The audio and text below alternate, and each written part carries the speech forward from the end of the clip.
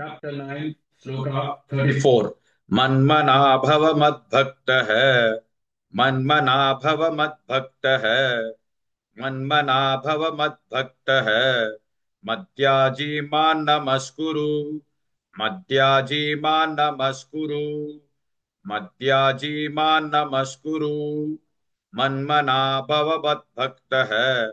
Madhyaji man namaskuru.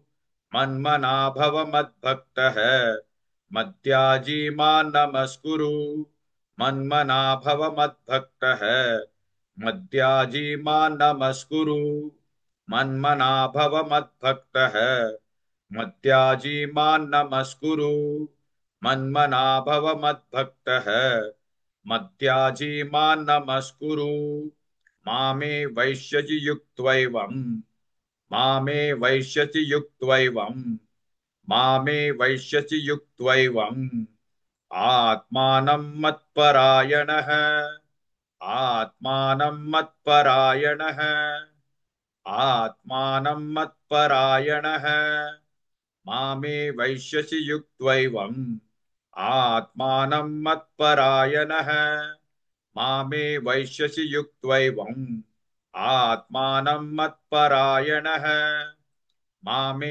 वैश्यसि युक्त्वैवम् आत्मानं मत्परायणः मामे वैश्यसि युक्त्वैवम् आत्मानं मत्परायणः मामे वैश्यसि युक्त्वैवम् आत्मानं मत्परायणः मन्मना भव मद्भक्तः मद्याजी मां नमस्कुरु मामे वैश्यसि युक्त्वैवम् आत्मानं मत्परायणः.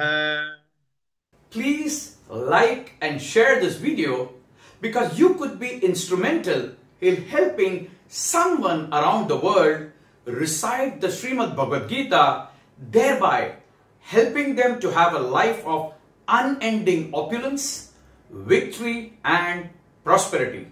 This is mentioned in chapter 18, Sloka 78. Yes, don't forget to buy my book, Leadership Can Be Child's Play. Namaste.